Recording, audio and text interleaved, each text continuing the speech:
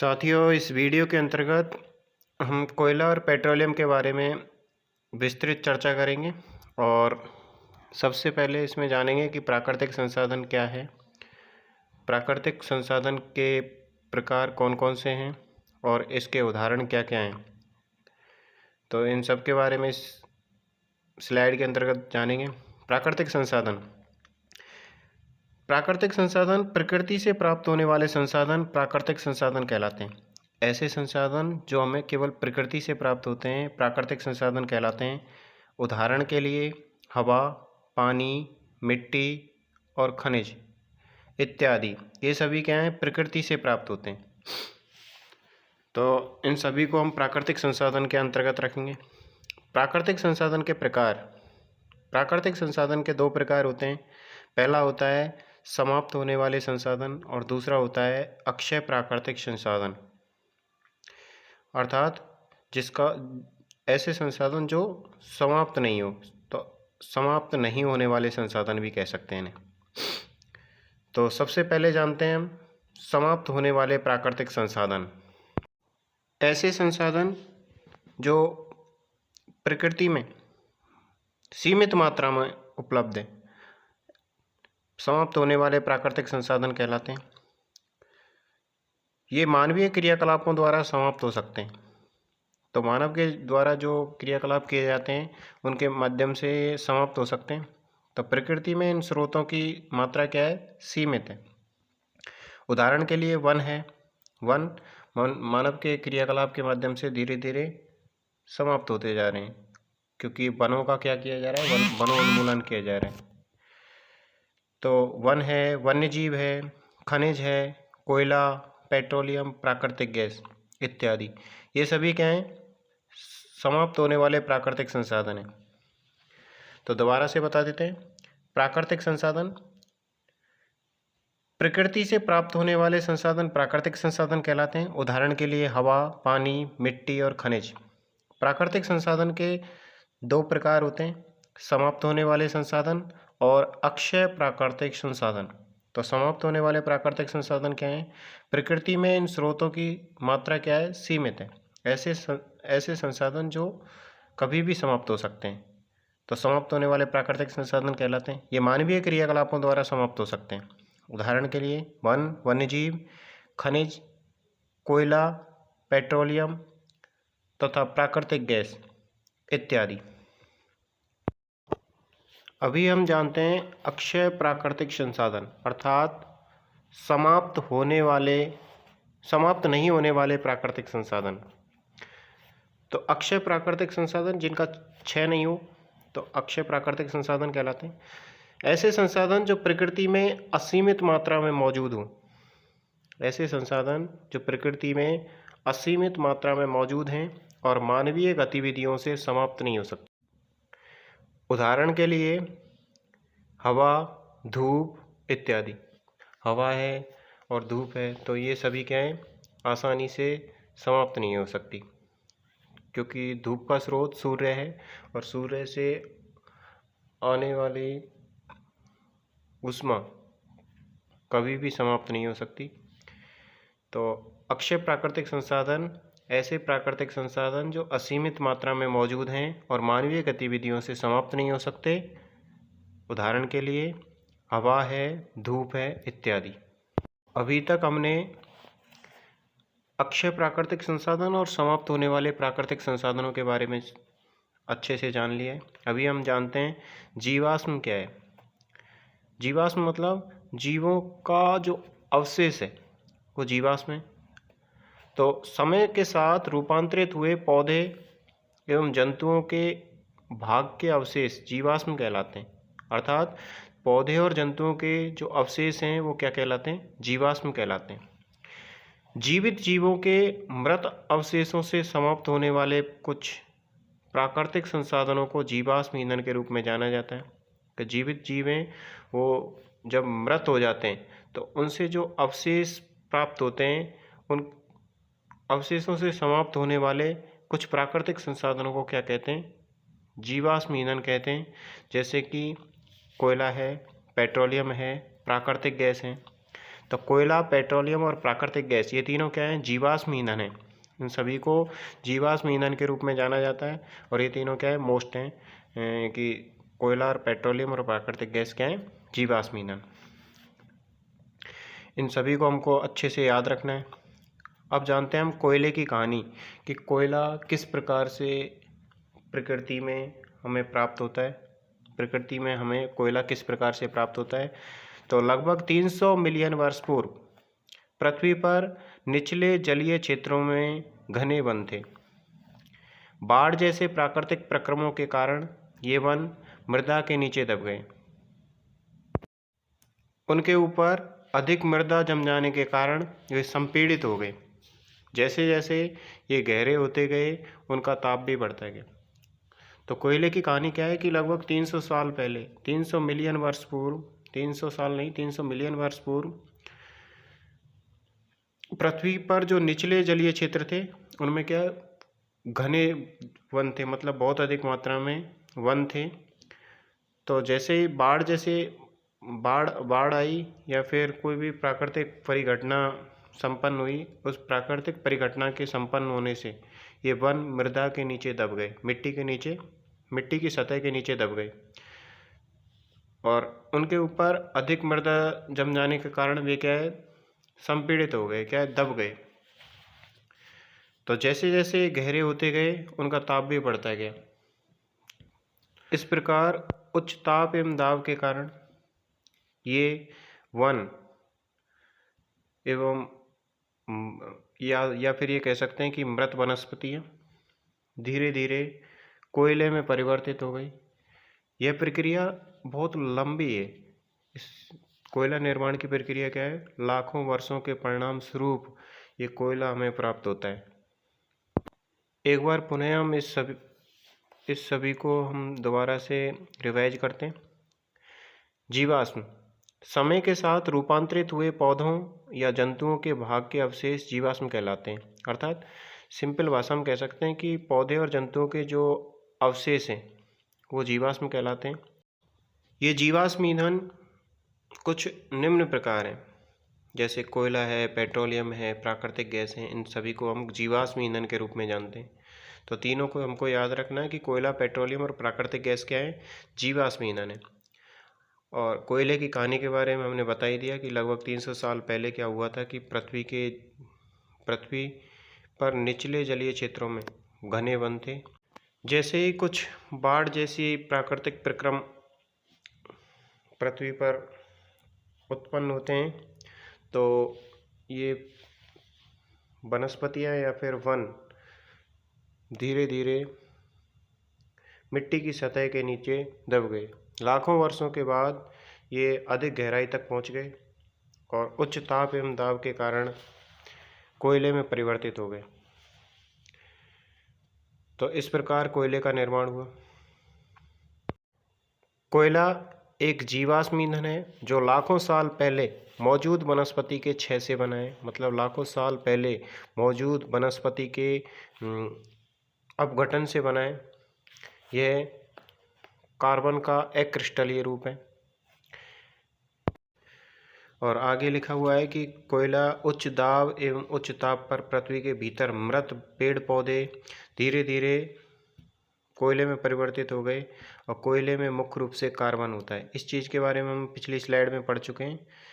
Carbonization मृत वनस्पतियों के कोयले में बदलने की धीमी प्रक्रिया को कार्बनीकरण कह सकते हैं या फिर कार्बनाइजेशन कह सकते हैं। अर्थात कोयला बनने की प्रक्रिया क्या है? बहुत धीमी है। तो इस धीमी प्रक्रिया को क्या कहते हैं? कार्बनाइजेशन या फिर कार्बनीकरण कहते हैं। आगे हम जानते हैं जब कोयले को हवा की उपस्थिति में जलाया जाता है, वायु की उपस्थिति में जब कोयले को जलाया जाता है तो यह जलता है और मुख्य रूप से कार्बन डाइऑक्साइड गैस उत्पन्न करता है। जब कोयले को वायु की उपस्थिति में जलाया जाता है तो मुख्य रूप से कौन सी गैस उत्पन्न करता है? कार्बन डाइऑक्साइड गैस उत्पन्न करता है।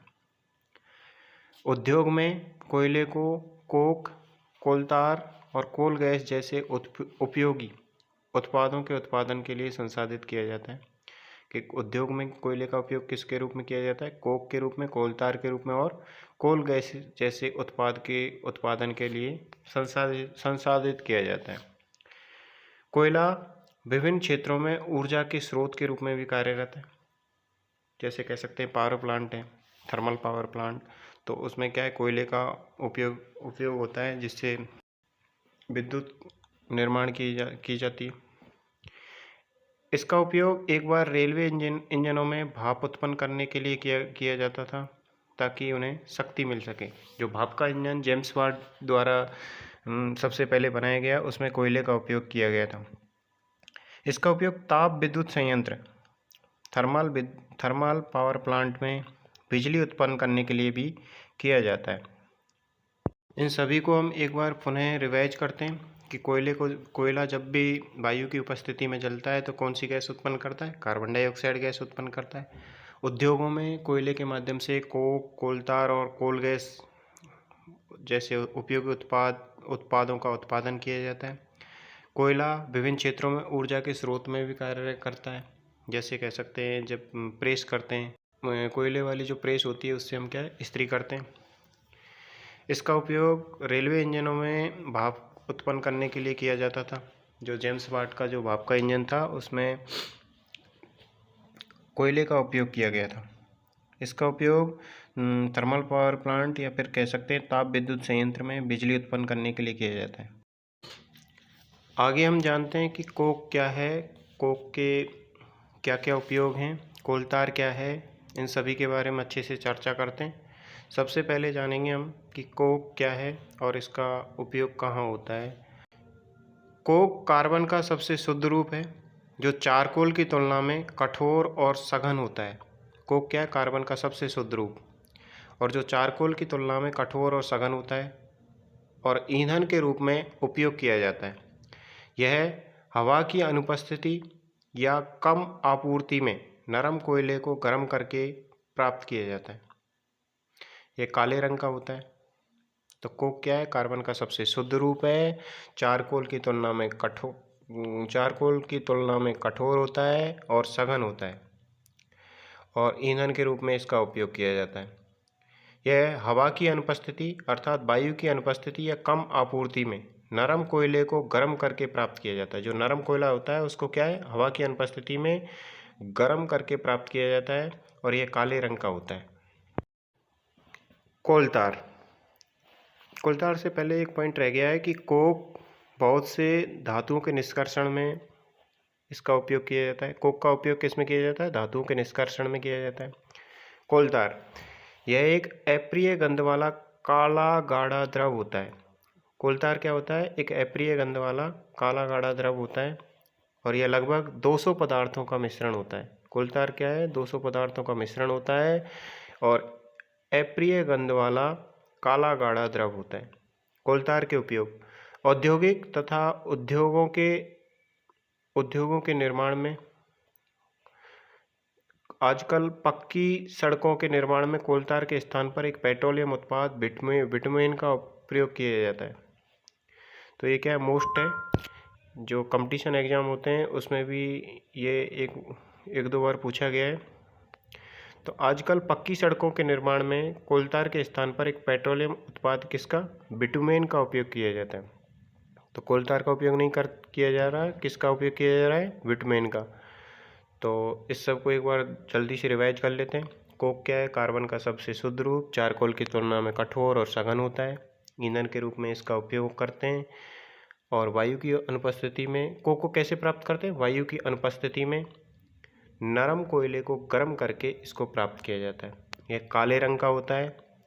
कोक का उपयोग कहाँ होता है, कोक का उपयोग धातुओं के निष्कर्षण में होता है। कोलतार यह अप्रिय गंध वाला, इसमें से क्या अप्रिय गंध आती है और काला गाढ़ा द्रव होता है। यह लगभग 200 पदार्थों का मिश्रण होता है। कोलतार का उपयोग औद्योगिक तथा उद्योगों के निर्माण में और आजकल क्या है, जो सड़क निर्माण में बिटुमेन के स्थान क्या कहते हैं, कोलतार के स्थान पर बिटुमेन का उपयोग होता है। यह बिटुमेन पेट्रोलियम उत्पाद ही है। आगे जानते हैं कोलतार के अन्य उपयोग क्या क्या है।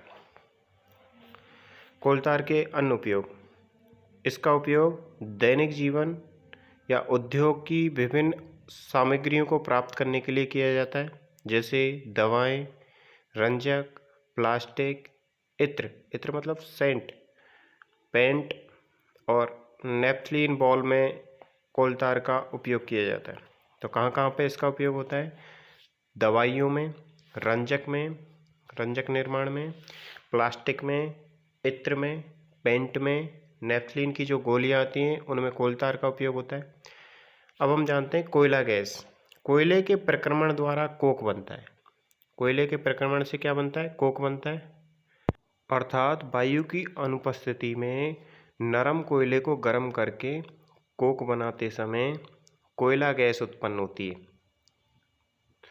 तो यह कोयला प्रक्रमण संयंत्रों के निकट स्थापित किए जाते हैं। बहुत से उद्योगों में ईंधन के रूप में कोयला गैस का उपयोग किया जाता है। कोल गैस एक उप उत्पाद है। कोल गैस क्या है? एक उप उत्पाद है। इसका उपयोग रोशनी के बजाय ऊष्मा के स्रोत के रूप में किया जाता है। तो दोबारा से बता देते हैं, कोयला गैस कैसे प्राप्त होती है? कोयले के प्रक्रमण द्वारा कोक बनाते समय कोयला गैस प्राप्त होती है। यह कोयला प्रक्रमण संयंत्रों के निकट स्थापित किए जाते हैं। बहुत से उद्योगों में ईंधन के रूप में उपयोग की जाती है। कोल गैस एक उप उत्पाद भी है। इसका उपयोग रोशनी के बजाय ऊष्मा के स्रोत के रूप में किया जाता है। आगे हम जानेंगे कि पेट्रोलियम क्या है और पेट्रोलियम किस प्रकार से प्राप्त किया जाता है और पेट्रोलियम के उत्पाद क्या क्या हैं, इन सब के बारे में हम इस स्लाइड के अंतर्गत जानेंगे। सबसे पहले जानते हैं कि पेट्रोलियम क्या है। पेट्रोलियम शब्द की उत्पत्ति पेट्रा और ओलियम दो शब्दों से मिलकर हुई है। पेट्रोलियम शब्द की उत्पत्ति किससे हुई है? पेट्रा और ओलियम शब्द से मिलकर हुई है। पेट्रा का अर्थ होता है चट्टान, ओलियम का अर्थ होता है तेल। तो पेट्रोलियम शब्द की उत्पत्ति पेट्रा का अर्थ होता है चट्टान, ओलियम का अर्थ क्या है? तेल से हुई है। इसका अर्थ है चट्टानों से निकलने वाला तेल। यह गहरा तेलीय तरल है जो पानी में अघुलनशील है। पेट्रोलियम क्या है? पानी में घुलता नहीं है, तो पानी में अघुलनशील है। यह गहरा तेलीय तरल है और यह चट्टानों से निकाला जाने वाला तेल भी कहा जाता है। किसके अनुसार? जो दो शब्दों से मिलकर बना है ना, कि पेट्रा और ओलियम। पेट्रा मतलब चट्टान और ओलियम मतलब तेल, तो चट्टानों से निकाला जाने वाला तेल। पेट्रोलियम एक जीवाश्म ईंधन है। पेट्रोलियम के साथ कोयला भी और प्राकृतिक गैस भी क्या है? जीवाश्म ईंधन है, क्योंकि ये जीवों के अवशेषों से प्राप्त होते हैं। मृत जीवों के अवशेषों से प्राप्त होते हैं, पौधे हो या जंतु हो। पेट्रोल का उपयोग हल्के स्वचालित वाहन जैसे मोटरसाइकिल, स्कूटर और कारों में होता है। तो पेट्रोल कहाँ पे उपयोग किया जाता है? जो हल्के स्वचालित वाहन है, मोटरसाइकिल है, स्कूटर है, कार है इत्यादि, इन सभी में पेट्रोल का उपयोग होता है। जबकि भारी वाहनों में डीजल का उपयोग होता है। भारी वाहन जैसे ट्रक है, ट्रैक्टर है इत्यादि में क्या है? डीजल का उपयोग होता है। अब जानते हैं पेट्रोलियम का निर्माण किस प्रकार होता है। पेट्रोलियम का निर्माण समुद्र में रहने वाले जीवों से हुआ है। पेट्रोलियम का निर्माण समुद्र में रहने वाले जीवों से हुआ है। जब ये जीव मृत हुए, इनके शरीर समुद्र के पैंदे में जाकर जम गए और फिर रेत तथा मिट्टी की तहों के द्वारा ढक गए, अर्थात मिट्टी की सतह के नीचे ढक गए। तो पेट्रोलियम का निर्माण समुद्र में रहने वाले जीवों से हुआ है, जबकि कोयले का निर्माण लाखों वर्षों पूर्व पृथ्वी में हुई उथल पुथल के समय वनस्पति के मिट्टी की सतह के नीचे दबने के कारण उच्च ताप और उच्च दाब पर कोयले का निर्माण हुआ था। लेकिन पेट्रोलियम का निर्माण कैसे हुआ? समुद्र में रहने वाले जीवों से हुआ। ये जीव जब मृत हो गए तो ये समुद्र की सतह के नीचे जम गए, समुद्र के पैंदे में जाकर जम गए और उसके बाद ये मिट्टी की सतह के नीचे दब गए। लाखों वर्षों में वायु की अनुपस्थिति, उच्च ताप और उच्च दाब ने मृत जीवों को पेट्रोलियम और प्राकृतिक गैस में परिवर्तित कर दिया। कि क्या है, मिट्टी की सतह के नीचे बहुत गहराई में क्या है, वायु की अनुपस्थिति है और उच्च ताप और उच्च दाब पर ये मृत जीव पेट्रोलियम और प्राकृतिक गैस में परिवर्तित हो गए। तो इनका निर्माण मृत जीवों के अवशेष से हुआ है, इसलिए प्राकृतिक गैस और पेट्रोलियम को भी जीवाश्म ईंधन कहा जाता है। तो एक बार दोबारा से बता देते हैं। लाखों वर्षों में वायु की अनुपस्थिति, उच्च ताप और उच्च दाब ने मृत जीवों को पेट्रोलियम और प्राकृतिक गैस में परिवर्तित कर दिया। अब जानते हैं आगे। पेट्रोलियम तेल और गैस की परत जल की परत के ऊपर होता है। पेट्रोलियम तेल गैस की परत और जल की परत के ऊपर होता है। तेल और गैस जल से हल्के होते हैं और इसमें मिश्रित नहीं होते। तो पेट्रोलियम तेल गैस की परत और जल की परत से क्या होता है, ऊपर होता है। क्यों होता है? क्योंकि तेल गैस और जल से क्या होते हैं, हल्के होते हैं, इसमें मिश्रित नहीं हो पाते। पेट्रोलियम का परिष्करण, कि पेट्रोलियम का शोधन हम किस प्रकार से करते हैं। पेट्रोलियम गहरे रंग के तेलीय द्रव हैं। इसमें विभिन्न संघटकों जैसे पेट्रोलियम गैस, पेट्रोल, डीजल, स्नेहक तेल, पैराफिन, मोम आदि का मिश्रण होता है। जब पेट्रोलियम का परिष्करण किया जाता है तो उस समय उससे बहुत से उत्पाद प्राप्त होते हैं, जैसे पेट्रोलियम गैस, पेट्रोल, डीजल, स्नेहक तेल, पैराफिन, मोम इत्यादि। ये सभी क्या हैं, पेट्रोलियम के अंदर मिश्रित होते हैं। तो इन सबको आगे चल के क्या है, अलग किया जाता है। ये सभी अलग अलग तापमान पर हमें प्राप्त होते हैं। अभी हम जानते हैं कि पेट्रोकेमिकल किसे कहते हैं, या फिर ये कह सकते हैं पेट्रो रसायन किसे कहते हैं। तो पेट्रो रसायन विभिन्न प्रकार के उपयोगी यौगिकों को बनाने के लिए पेट्रोलियम और प्राकृतिक गैस का उपयोग किया जाता है। तो विभिन्न प्रकार के जो उपयोगी यौगिक बनाने हैं तो उनके लिए किसका उपयोग करते हैं, पेट्रोलियम और प्राकृतिक गैस का उपयोग किया जाता है। इन्हें पेट्रोकेमिकल भी कहा जाता है। दूसरे शब्दों में हम ऐसे कह सकते हैं कि पेट्रोलियम के द्वारा बहुत से उत्पादों का निर्माण किया जाता है, तो उन सबको क्या कहते हैं, पेट्रोकेमिकल भी कहा जाता है या फिर पेट्रो रसायन कहा जाता है। पेट्रोलियम को कभी कभी इसके उच्च व्यावसायिक मूल्य के कारण काला सोना कहा जाता है। अभी प्रश्न पूछ लिया जाए कि पेट्रोलियम को काला सोना क्यों कहते हैं, क्योंकि पेट्रोलियम को उसके उच्च व्यावसायिक मूल्य के कारण काला सोना कहा जाता है। तो हमें याद रखना है कि पेट्रोलियम को कभी कभी इसके उच्च व्यावसायिक मूल्य के कारण काला सोना भी कहा जाता है। पेट्रोलियम के उपयोग डिटर्जेंट, फाइबर अर्थात रेसे, डिटर्जेंट अर्थात अपमार्जक। तो पेट्रोलियम का उपयोग डिटर्जेंट, अपमार्जक में, फाइबर अर्थात रेसे, पॉलिस्टर, नायलॉन, एक्रिलिक इत्यादि, ये सभी क्या हैं, रेसे। तो इनके निर्माण में, पॉलीथीन और अन्य मानव निर्मित पॉलीमर जैसे उत्पादों के निर्माण में किया जाता है। तो पेट्रोलियम का उपयोग किस में होता है, अपमार्जक निर्माण में।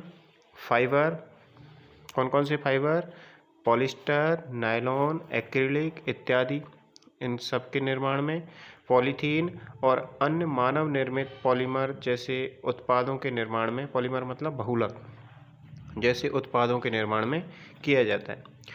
उर्वरक हाइड्रोजन गैस से बनते हैं जो प्राकृतिक गैस से प्राप्त होती है, यूरिया से प्राप्त होती है।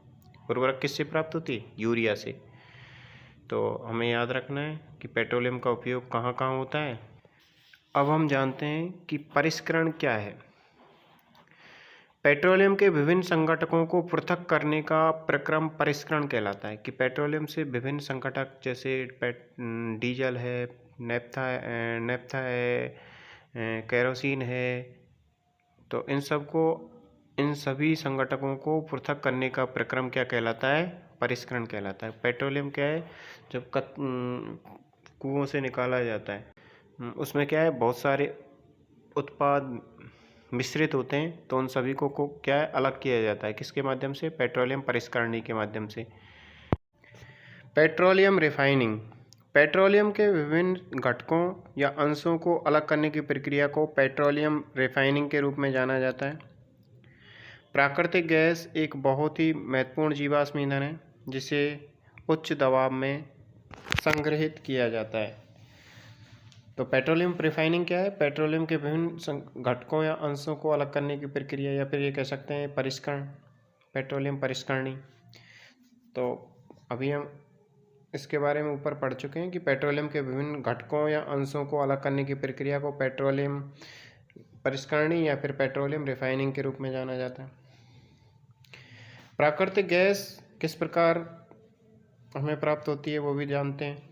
प्राकृतिक गैस एक बहुत ही महत्वपूर्ण जीवाश्म ईंधन है जिसे उच्च दबाव में संग्रहित किया जाता है और पाइपों के माध्यम से परिवहन करना इसका क्या होता है? आसान होता है, और इसे सीएनजी कहा जाता है। जो प्राकृतिक गैस है उसको क्या कहा जाता है? सीएनजी गैस कहा जाता है। सीएनजी अर्थात संपीड़ित प्राकृतिक गैस, कंप्रेस्ड नेचुरल गैस। तो सीएनजी की फुल फॉर्म क्या है? कंप्रेस्ड नेचुरल गैस या फिर संपीड़ित प्राकृतिक गैस भी कहा जाता है। सीएनजी एक गैर प्रदूषणकारी ईंधन है कि इससे क्या अधिक प्रदूषण नहीं होता है। यह कई रसायनों और उर्वरकों के निर्माण में मदद करता है। तो ध्यान रखना है, प्राकृतिक गैस क्या है? सीएनजी। प्राकृतिक गैस को हम सीएनजी कह सकते हैं, और ये उच्च दबाव में संग्रहित किया जाता है और पाइपों के माध्यम से इसका परिवहन करना आसान होता है। इसे सीएनजी भी कहा जाता है, संपीड़ित प्राकृतिक गैस हिंदी में कहा जाता है, अंग्रेजी में कहते हैं कंप्रेस्ड नेचुरल गैस। यह एक गैर प्रदूषणकारी ईंधन है, अर्थात इससे अधिक प्रदूषण नहीं होता है, और इसका उपयोग कई रसायनों और उर्वरकों के निर्माण में किया जाता है। सीएनजी क्या है? एक स्वच्छ ईंधन है और यह कम प्रदूषणकारी है। इसके बारे में हमने जान ही लिया। अब ये कहाँ कहाँ पर पाई जाती है? त्रिपुरा, राजस्थान, महाराष्ट्र और कृष्णा गोदावरी डेल्टा में पाई जाती है। क्या जो सीएनजी के भंडार कहाँ कहाँ पर हैं? त्रिपुरा में, राजस्थान में, महाराष्ट्र में और कृष्णा गोदावरी डेल्टा में ये सीएनजी पाई जाती है। तो सीएनजी क्या है? स्वच्छ ईंधन है और यह कृष्णा गोदावरी तट, महाराष्ट्र, त्रिपुरा इनमें पाई जाती है। अब जानते हैं हम पीसीआरए क्या है। पीसीआरए क्या है? भारत में पेट्रोलियम संरक्षण अनुसंधान संघ, पेट्रोलियम कंजर्वेशन रिसर्च एसोसिएशन। तो दोबारा से बता देते हैं, पेट्रोलियम कंजर्वेशन रिसर्च एसोसिएशन। तो अंग्रेजी में हमने बता दिया पेट्रोलियम कंजर्वेशन रिसर्च एसोसिएशन, और हिंदी में क्या है? पेट्रोलियम संरक्षण अनुसंधान संघ। ये क्या कहती है? जो ये पेट्रोलियम संरक्षण अनुसंधान संघ क्या कहता है कि जहाँ तक संभव हो गाड़ी समान और मध्यम गति से चलाइए, यातायात लाइटों पर अथवा जहाँ आपको प्रतीक्षा करनी हो गाड़ी का इंजन बंद कर दीजिए। टायरों का दाब और गाड़ी को नियमित रखरखाव सुनिश्चित कीजिए। तो दोबारा से बता देते हैं, जहाँ तक संभव हो गाड़ी क्या है? समान और मध्यम गति से चलानी है, तेज़ नहीं चलानी है। यातायात लाइटों पर अथवा जहाँ आपको प्रतीक्षा करनी होती है वहाँ पर गाड़ी का इंजन बंद कर देना चाहिए। टायरों का दाब और गाड़ी को नियमित रखरखाव, गाड़ी का जो नियमित रखरखाव है सुनिश्चित करना चाहिए। तो इस प्रकार कोयला और पेट्रोलियम वाला हमारा पूरा टॉपिक कंप्लीट हो गया है एक ही वीडियो के अंतर्गत। अगर आपको ये वीडियो या फिर हमारे जितने भी वीडियोज़ हैं पसंद आए तो चैनल को सब्सक्राइब कर दें और ज़्यादा से ज़्यादा इसको शेयर करें और लाइक करें, कमेंट करें। अगर आपकी कोई भी इससे संबंधित समस्या हो तो आप इस पर कमेंट कर सकते हैं, कोई भी प्रश्न हो आप पूछ सकते हैं। थैंक यू दोस्तों, जय हिंद। मिलते हैं अगली वीडियो में।